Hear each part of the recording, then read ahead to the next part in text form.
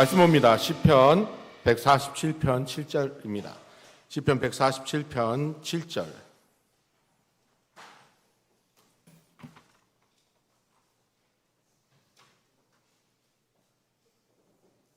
시편 147편 7절입니다.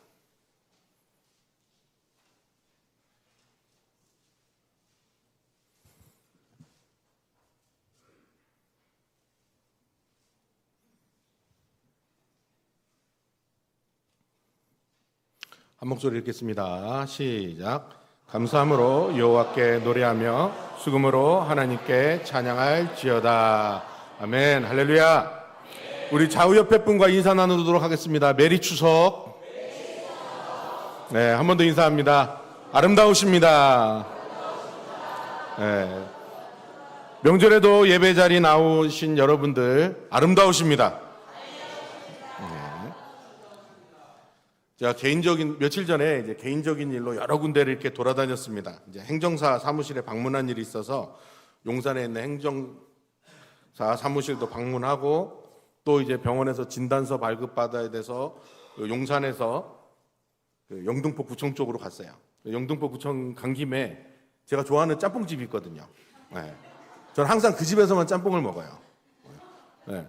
거기서 또 짬뽕 한 그릇 곱빼기로 한 그릇 완뽕하고 국물 한 방울 남겨놓고 다 먹고 버스 타고 독산 3동 와서 가족관계 증명서랑 또 이제 그 병역 증명서를 발급받았어요. 그런데 요즘 굉장히 덥잖아요, 그죠? 더운데 그렇게 땀을 흘리지 않고 다닌 거예요. 물론 독산 3동 주민센터에서 교회 걸어오는 데는 날이 너무 더우니까 34도 그때 됐으니까 이제 땀을 흘렸는데 그렇게 돌아다니는데도 버스도 시원하고 지하철도 시원하고 병원도 시원하고 다 시원하니까 땀을 안 흘리는 거예요. 요즘 날이 많이 덥잖아요, 그죠? 네. 근데 감사한 것은 집에 에어컨이 있으면 얼마나 감사합니까? 저는 집에 들어가면 에어컨을 끄질 않습니다. 저 더위에 약해가지고 항상 에어컨을 틀어놔요. 근데 요즘 너무 더워가지고 밤새도록 에어컨을 켜고 잡니다. 한 26도 정도 맞춰놓고 자는데 감사하게도 24,000원밖에 안 나왔어요. 제가 원룸에 사니까 한 달 내내 돌려도 24,000원 나오더라고요. 얼마나 감사해요. 참 에어컨 있는 게 참 감사하다 그랬습니다. 감사한 게 참 많아요.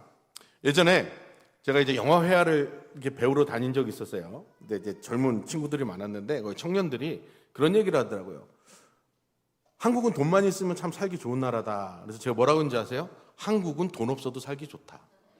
니들 돈 없이 한번 아프리카 가서 살아볼래? 네. 제 말이 틀려요, 맞아요? 맞아요. 한국은 돈 없어도 살기 좋은 나라입니다. 제가 매일 레몬 술을 마셔요. 레몬하고 오이를 물에 우려서 마시고 그 다음에 토마토랑 당근을 항상 갈아서 먹어요. 매일 아침마다. 네. 근데 제가 레몬을 사러 마트를 갈까요, 안 갈까요? 안 갑니다. 오이를 사러 마트를 갈까요, 안 갈까요? 안 가요. 채소 사러 마트를 갈까요, 안 갈까요? 안 가요. 쿠팡이 있기 때문입니다. 자기 전에 쿠팡에 주문을 해놓으면 눈 뜨면 집 앞에 와 있어요. 이 한반도에서 한반도 역사 5,000년이라고 하잖아요. 5,000년 역사상 지금 현재를 살아가는 우리들은 가장 윤택하고 풍성한 시대를 살아가고 있습니다. 맞죠? 네. 우리가 이런 융성 굽지 않고 살아간 게 50년이 안 돼요. 한국뿐만 아니라 우리가 한반도에 살아간다는 게 대한민국에 살아간다는 게 얼마나 축복인지 아세요? 대한민국에 산다는 것은 세계에서 제일 편안한 삶을 산다는 거예요. 우리나라보다 부자 나라들이 많아요. 근데 편한 건 우리나라가 제일 편해요. 제가 용산에서 영등포 구청을 가야 되는데 용산에서 일을 보니까 한 11시 40분 정도 되는 거예요. 근데 병원이 12시 반에 점심 식사 시간이에요. 버스 타면 늦어요. 그래서 앱으로 딱 검색을 해봤어요. 그랬더니 4호선 타고 6호선 타고 2호선 타고 딱 가면 시간이 15분 정도 남겠더라고요. 근데 진짜 15분이 남더라고요. 정확합니다. 앱으로 검색하면 오차가 없어요. 요즘 그런 기능이 있는 거 아시죠? 버스 탈 때, 아니 지하철 탈 때 내가 목적지를 하고 앱을 딱 누르면요. 버스 올 때 핸드폰 울리는 거 아시죠? 그리고 내리기 바로 직전 정류장에서 알림이 떠요. 여러분 조선시대에서 오셨어요? 아, 우리 교회 그 성도님들은 다 잘 사셔가지고 이제 자가운전 하시니까 그런 거 모르시는구나. 아니, 제가 나이가 50이 다 돼가는데, 저도 하는데. 그런 길은 있습니다. 아무튼, 예. 정말 살기 좋은 데 사는 거예요. 여러분, 1945년 이전에 이 땅에 자유라는 단어가 없었습니다. 자유를 누리고 사는 사람은 3%도 안 됐습니다. 1961년 1인당 국민소득이 필리핀이 800불이었어요. 아시아에서 두 번째로 잘 사는 나라였습니다. 일본이 제일 잘 살고. 북한이 240달러였어요. 1961년에 1인당 국민소득이. 대한민국 얼마였는지 아세요? 80달러예요. 1년 내내 버는 돈이 80불이었다는 거예요. 필리핀이 우리나라보다 10배는 더 잘 살았어요. 저의 세대, 이제 70년대 후반 80년대 초반에 사시던 제 세대는 알겠지만 우리 세대 로망이 있었습니다. 소니 미니 카세트. 장민지 선생님 아시죠? 얇은 거, 그 얄쌍한 거. 박민현 씨 아시죠? 그 소니 미니 카세트. 그거 갖는 게 저희도 소원이었어요. 삼성에도 있었어요. 마이마이라고. 마이마이는 소니보다 2배 이상 두꺼웠습니다. 제가 대학교 다닐 때 누가 파나소닉 얇은 CD 플레이어를 선물을 줬거든요. 제가 그걸 가방에 넣고 다녔을까요? 손에 들고 다녔을까요? 손에 들고 다녔습니다. 그런 건 들고 다녀야 돼요. 제가 중학교 때 모나미 수정액이 300원이었어요. 메이드 인 타이완 수정액이 700원에서 800원이었고 메이드 인 재팬이 1200원이었습니다. 왜 정확하게 기억하냐면 제 친구 엄마가 문방구를 했습니다. 정확하게 기억합니다. 네. 저희 세대, 저희랑 비슷한 세대 남자들의 로망인 여배우가 있었습니다. 왕조현. 장성훈 집사님 왕조현 좋아하셨죠? 장성훈 집사님 안 좋아하셨어요? 저는 강성혁 집사님한테 물어본 거 아니니까 조용히 하시고. 제 방에 왕조현 브로마이드가 있었어요. 그리고 그때는 우리는 주윤발 형님, 장국영 형님, 유덕화 형님의 열광을 했습니다. 여러분 지금 아시는 홍콩 배우 있으세요? 제가 중학교 때 우리 친구들이 늘 얘기하던 만화책이 있어요. 드래곤볼과 슬램덩크. 네. 아시는 분들은 다 제 세대예요. 네, 보세요. 그런데 지금 우리나라 사람들이 외국 배우에 열광하나요? 외국 가수에 열광하나요? 오히려 외국인들이 한국 배우에게 열광을 합니다. 오히려 외국인들이 한국 가수에게 열광을 합니다. 여러분, 전 세계에서 하루에 3끼를 먹을 수 있고 수돗물과 전기가 나오는 집에서 살고 목욕을 2번 이상 일주일에 할 수 있는 사람이 전 세계 인구의 몇 퍼센트 되는지 아십니까? 10%에서 15% 됩니다. 여러분들은 최소 전 세계에서 10% 안에 들어가는 부자입니다. 전 세계에서 하루에 한 끼 이상 먹을 수 있는 인구가 30%가 안 됩니다. 여러분들은 정말 복받은 삶을 살고 계시는 거예요. 자, 이 한반도에서 5,000년의 시간 동안 사람들이 살았다고 합니다. 50년 전까지만 해도 이 한반도에서 삶은 정말 처절했어요. 우리 60, 70 넘으신 어르신들은 아시잖아요. 예? 60년대, 70년대 얼마나 우리나라 가난했습니까? 60년대, 50년대. 예? 우리나라는요 정말 살기 힘든 나라예요. 지금은 과학기술이 전 세계에서 탑급을 달리기 때문에 우리가 살기 좋은 거지, 그것이 없다고 치면 정말 대한민국은, 한반도는 살기 어려운 땅입니다. 국토의 70%가 산이에요. 농사지을 땅이 없어요. 자원도 없어요. 여름은 너무 더워요. 겨울은 엄청나게 춥습니다. 봄, 가을은 짧습니다. 한반도에서 가장 먼저 쌀 농사가 시작됐어요. 네. 우리나라에서 가장 오래된 쌀 농사 흔적이 우리나라에 있어요. 한반도에. 그런데 한반도는 쌀 농사 짓기가 어려운 땅이에요. 중국에서 그 쌀농사를 지을 수 있는 가장 북쪽이 우리나라 최남단입니다. 위도가 같아요. 그러면 우리나라는 쌀농사 짓기가 어려운 곳입니다. 보통 쌀농사 짓는 나라들의 특징은 이모작을 합니다. 1년에 쌀을 2번에서 3번, 심지어는 4번까지 심을 수 있어요. 근데 우리나라는 한 번밖에 못 심어요. 근데 왜 쌀을 심는지 아세요? 쌀이 굉장히 노동 집약적인 곡물이에요. 그런데 부양 능력이 가장 큰 곡물이 쌀이에요. 밀과 보리 이런 거에 비해서 가장 많은 사람을 먹여 살릴 수 있는 곡물이 쌀입니다. 그래서 쌀이 나지 않는 이 땅에서 쌀을 키운 거예요. 그래서 한국 사람들이 쌀에 굉장히 집착을 하잖아요. 그죠? 자, 쌀 외에 곡식들 뭐라고 해요? 잡곡이라고 그래요. 자, 여러분 논답자라는 한자가 있죠. 우리나라에만 있는 한자예요. 무수자에다 밭전자 쓰는 거죠. 일본이나 중국같이 한자를 쓰는 문화에서도 논답자는 없어요. 그건 우리나라에서만 만든 한자예요. 왜 그런 줄 아세요? 쌀이 그만큼 중요했기 때문입니다. 한국인들은 사람이 먹을 수 있는 거의 모든 식물로 김치를 담을 수 있습니다. 요즘은 아보카도로 김치를 담는데요. 나 아보카도 먹으면 꼭 마요네즈 퍼먹는 것 같아서 입에도 안 되거든요. 아무튼 사람이 먹을 수 있는 거의 모든 식물로 김치를 담아 먹을 수 있는 사람들이 우리나라 사람들이에요. 사람이 먹을 가장 많은 식물의 종류를 먹는 사람들이 우리나라 사람들이에요. 그리고 동물성 발효식품이 가장 많은 나라가 우리나라입니다. 왜 그런 줄 아세요? 먹을 게 없어서 다 먹은 거예요. 여러분, 채소를 데칠 때 왜 소금을 넣으세요?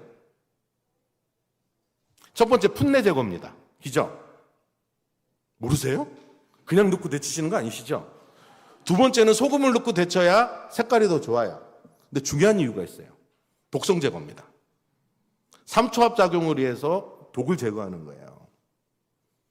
여러분 고사리 좋아하시죠? 고사리 생으로 먹으면 여러분 설사합니다. 고사리 독초예요. 그래서 말리고 삶고 말리는 거예요. 여러분 두릅 좋아하시죠? 두릅 생으로 먹으면 탈납니다.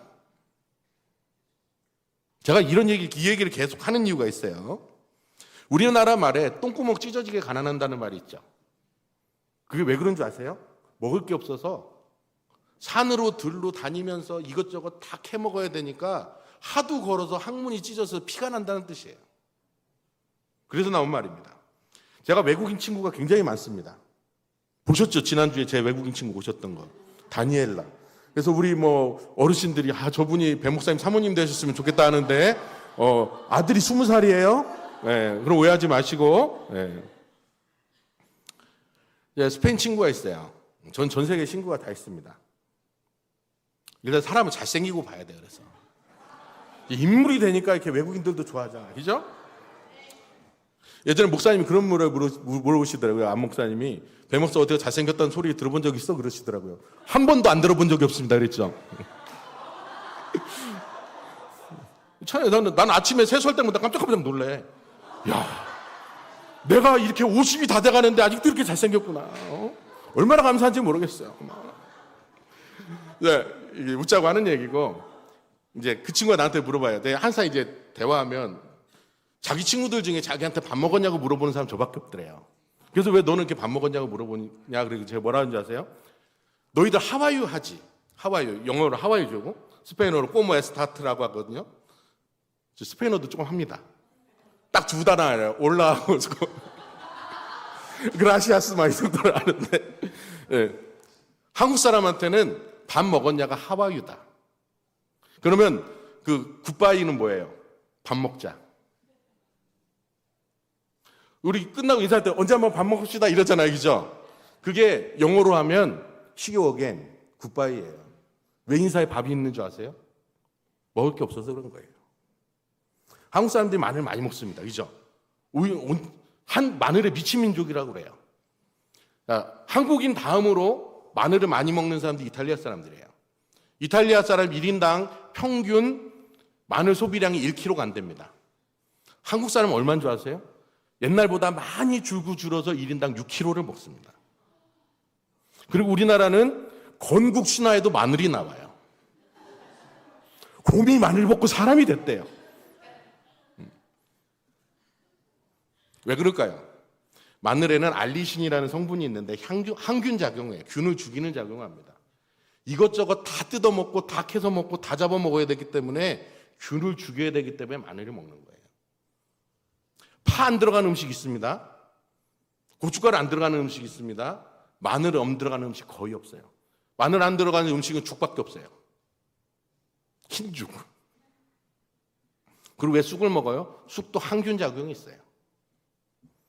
자, 외국에서는 해초라는 단어 하나밖에 없습니다. 영어로 seaweed죠.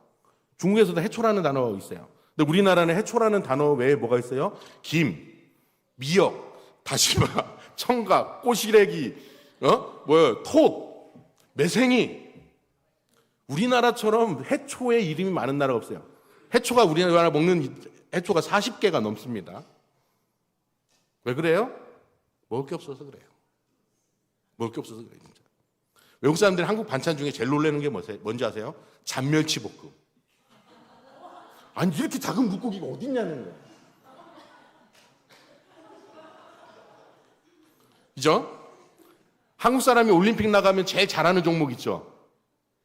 뭐예요? 양궁이죠. 요번에 사격도 금메달 많이 땄죠. 한국 사람 활의 민족이라고 그래요.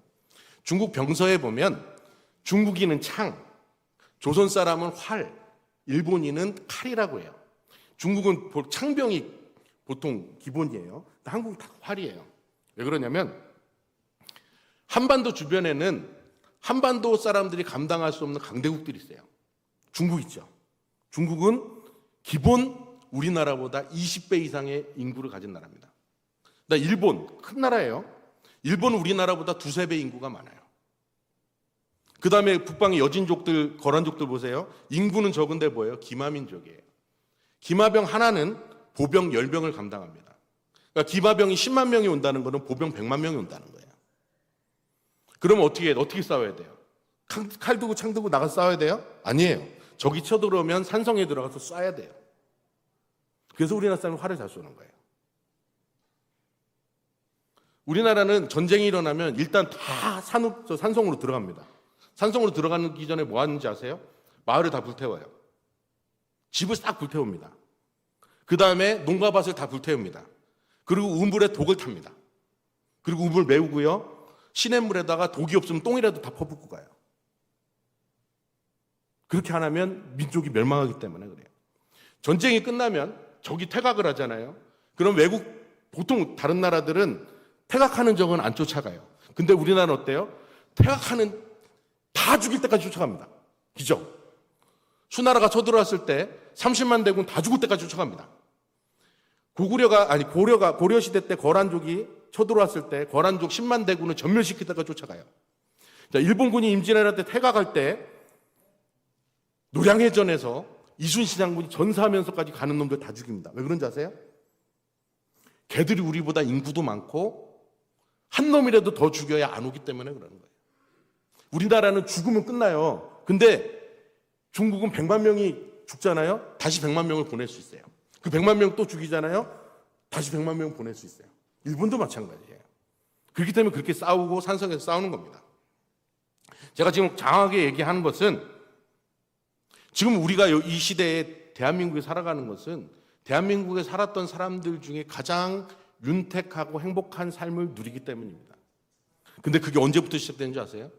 교회가 이 땅에 세워지면서 시작된 거예요. 대한민국 사람들이 똑똑해서 잘 사는 거예요? 그럼 5,000년 동안 잘 살았었어야 돼요. 한국 민족이 뛰어난 민족이어가지고 지금 이렇게 잘 살아야 돼요? 아니에요. 그럼 우리는 5,000년 동안 잘 살았어야 돼요. 근데 우리는 5,000년 동안 지지리도 못 살다가 이제 잘 사는 겁니다. 잘 사는 정도가 아니죠? 전 세계가 부러워할 만큼 잘 삽니다. 이렇게 편리한 나라가 어디 있어요? 우리나라가 독립을 했을 때요. 우리나라 독립을 했을 때 다른 나라 사람들이 우리나라 사람들 굉장히 무시했어요. 무시한 이유가 가난한 것도 있기 때문에 왜 무시했는지 아세요? 우리는 자력으로 독립하지 못했기 때문에 그래요. 우리가 피 흘리게 싸워서 독립을 했으면 인정을 해줬을 텐데 우리는 얼떨결에 미국 때문에 독립을 했습니다. 어떤 정신 나간 사람들은 우리가 열심히 독립투쟁해서 김대진 장군이 청산리 대첩에서 이겼고 홍범도가 봉오동 전투에서 이겼고 청산리 대첩에서 몇천 명의 일본군 죽였습니다. 봉오동 전투에서 천몇백 명의 일본군 죽였습니다. 근데 그때 일본군 군대는 750만 명이었습니다. 조족지을 중인 거죠. 근데 무슨 독립운동을 해서 독립을 되찾아요? 원자탄 떨어져서 독립한 거예요. 그러니까 우리나라 무시받은 거예요. 근데 지금 우리나라 대한민국 무시하는 나라 있어요? 없어요. 동양인은 원수긴 취급하던 유럽 사람들도, 유럽의 열강들도, 제국이었던 나라들도 어떻게 해서든 한국이랑 손잡으려고 그래요. 이것이 교회로부터 시작된 거예요. 하나님이 은혜로부터 시작된 거예요. 자, 오늘 본문 시편 147편이 언제 쓰여졌냐면 느헤미야가 예루살렘 예루살렘 성벽을 재건한 이후에 하나님께 드려진 노래입니다. 자, 기원전 586년 바벨로니아의 느부갓네살이죠. 느부갓네살 2세가 예루살렘을 멸망시켰어요. 그 후에 70년 뒤에, 약 70년 뒤에 페르시아의 고레스, 키루스 대왕이라고 하죠. 고레스에 의해서 1차 귀환이 있었습니다. 1차 귀환이 기원전 537년입니다. 수룹바벨이 주도를 했습니다. 2차 귀환은 에스라가 주도했고 기원전 458년이고 3차 귀환은 느헤미야의 주도로 기원전 444년에 이루어졌습니다. 예루살렘이 멸망한 지 142년 만에 예루살렘 성벽이 재건이 된 거예요. 자, 보세요. 142년이 짧은 세월이에요?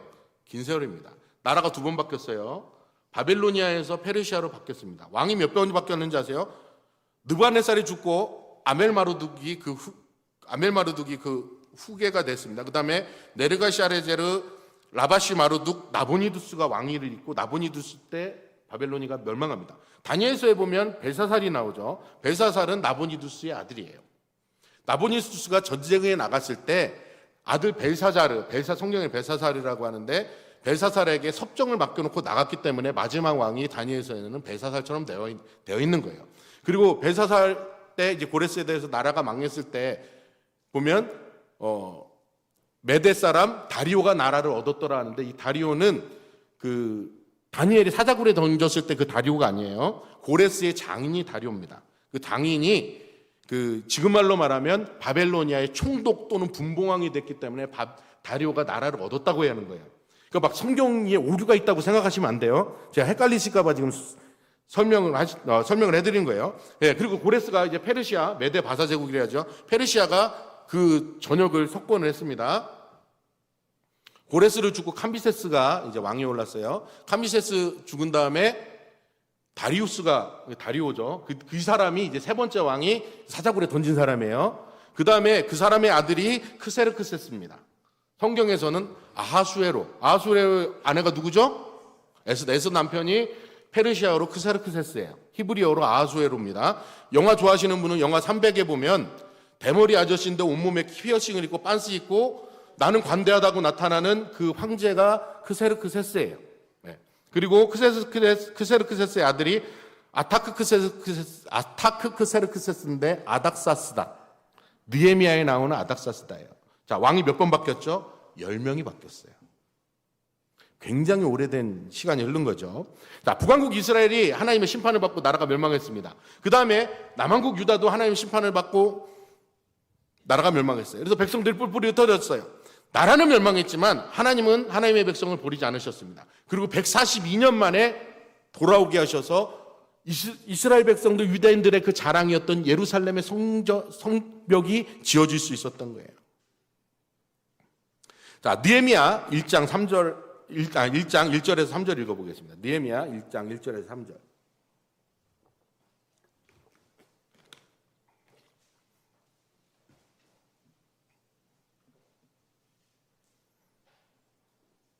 느헤미야 1장 1절에서 3절입니다.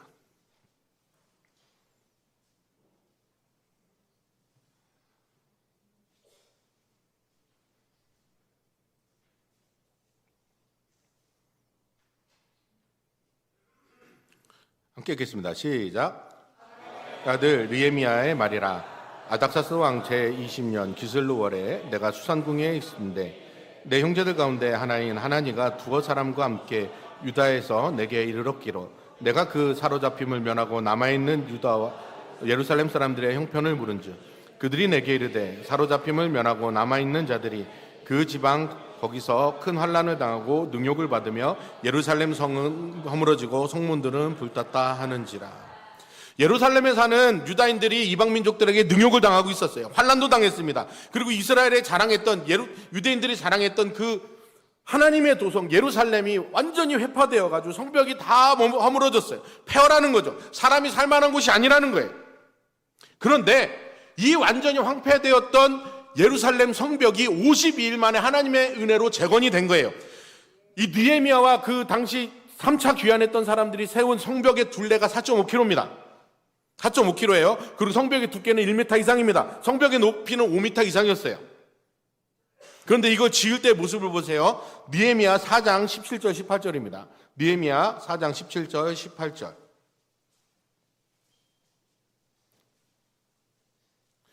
느헤미야 4장 17절 18절. 함께 읽겠습니다. 시작. 성을 건축하는 자와 짐을 나누는 자는 다 각각 한 손으로 일을 하며 한 손에는 병기를 잡았는데 건축하는 자는 각각 허리에 칼을 차고 건축하며 나팔 부는 자는 내 곁에 섰었느니라. 자, 대적들이 위협을 하니까 어떻게 일을 해요? 한 손에는 병기를 들고 한 손으로 일하는 거예요. 자, 여러분 한 손으로 요리하실 수 있는 분 한번 손 들어보세요. 제가 요리를 잘하잖아요. 저도 못해요. 한 손으로 요리 못해요, 여러분. 그 쉬운 것도 못해요. 여러분 한 손으로 일할 수 있어요? 없어요. 한 손으로 무거운 거 옮길 수 있으세요? 동혁아, 너 한 손으로 80kg짜리 쌀을 옮길 수 있냐? 동혁이는 할 수 있을지도 몰라요. 힘 세가지고. 저는 20kg짜리 쌀은 한 손으로 들을 수 있어요. 근데 그걸 계속 옮기기는 못하겠죠. 여러분 그 시대는요 지금으로부터 2500년 전입니다. 그러면 건축기구가 있었을까요? 좋은 도구가 있었을까요? 성벽을 쌓는데 어떻게 쌓았을까요? 기중기로? 기중기 없었겠죠. 그러면 기본적으로 토산을 쌓아요. 토산을 쌓아가지고 이제 그 통나무 같은 데다 돌을 밀고 올라가야 되는 거예요. 뒤로 올리는 게 아니고 밀고 올라가는 거예요. 한 손은 창을 들고 칼을 들고 밀고 올라가는 거예요. 한 손은 칼을 들고 한 손으로 옮겨야 되는 거예요. 쉬웠겠어요? 어렵겠어요? 불가능합니다. 근데 52일 만에 그걸 해낸 거예요. 자, 소와 나귀도 동원했겠지만 완전히 사람의 힘으로 져야 되는 거예요. 높이가 얼마라고요? 최소 5m였다는 거예요. 이런 난리통 속에서 성벽을 재건하고 보니까 이게 하나님의 은혜였구나라는 걸 깨닫게 된 거예요. 그래서 지어진 시편이 오늘 시편 147편입니다. 이 모든 것이 하나님의 은혜 없이는 될 수 없다는 것을 유대인들이 깨달은 거예요. 자, 시편 141편 어떻게 시작하죠? 다 시편 147편 147편 1절 한번 찾아봅시다. 시편 147편 1절입니다.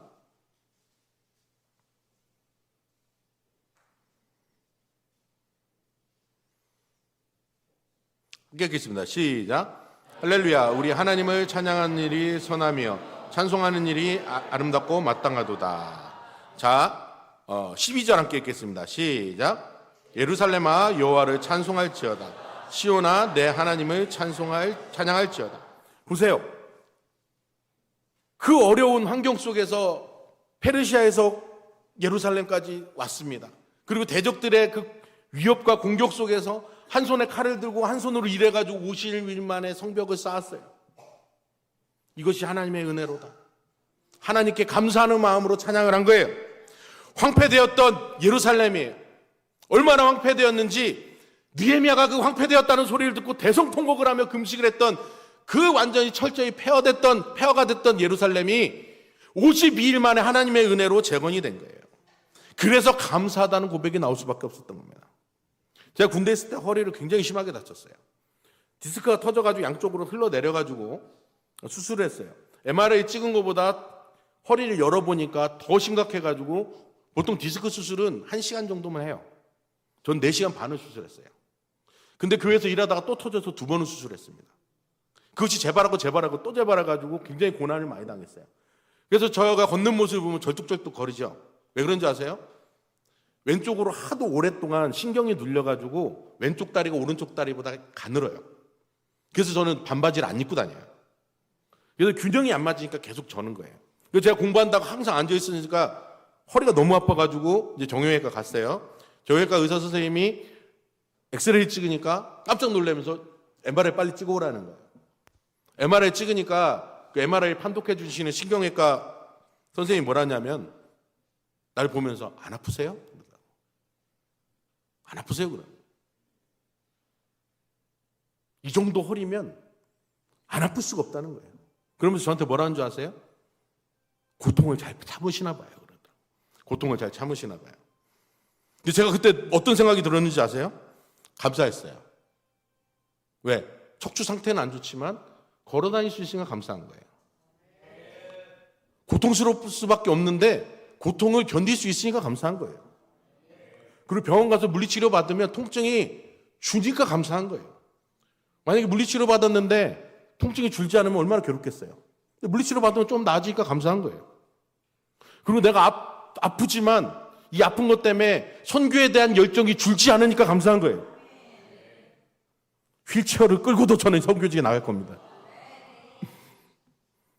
감사한 거예요. 그리고 다행히 제가 군대에서 다쳤기 때문에 국가유공자가 돼가지고 보훈지정병원에 가면 공짜로 치료를 받습니다. 치료비가 안 드니 얼마나 감사해요. 저 진짜 그렇게 치료 안 되면 1년에 몇백만 원 나올 거예요. 치료비만. 약 처방받는 거 나라에서 다 내주지 얼마나 감사합니까? 할렐루야. 네. 저도 인간이기 때문에 힘들 때가 있어요. 저는 힘들면 어떻게 생각하는지 아세요? 자, 힘들면 딱 북한을 묵상합니다. 그럼 내 마음에 힘든 게 다 사라져요. 내가 아무리 힘들어봐도 북한 성도들보다 힘들겠어요? 내가 아무리 힘들어도 북한 사람들보다 힘들겠어요? 북한 사람이 힘든 거 북한 사람에 비하면 여러분들이 힘든 건 사치입니다. 아멘? 네. 제가 생긴 거와 다르게 굉장히 예민하잖아요. 그죠? 그러니까 저를 잘 모르시는 분들은 잘 못 느끼겠지만 저 굉장히 예민합니다. 예민한 것뿐만 아니라 굉장히 까탈스러워요. 특히 먹는 거 엄청 까탈스럽습니다. 아시죠? 우리 성도님들이 저랑 식사하러 가시죠 했을 때 제가 간 적이 거의 없어요.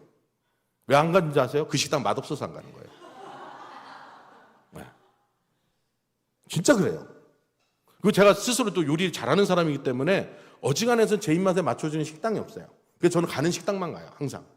그리고 다른 식당 갈 때는 딱 벌써 네이버에 들어가서 평점이 4.3 이상 되는 식당만 갑니다.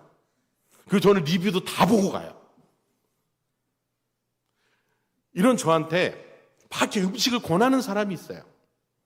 그럼 제가 좀 화가 나요. 근데 권하는 건 괜찮아. 근데 제가 괜찮습니다, 안 먹겠습니다 했는데 또 권해. 그때부터 화가 나. 저는 예의상 거절이 없어요. 이해가 되시죠?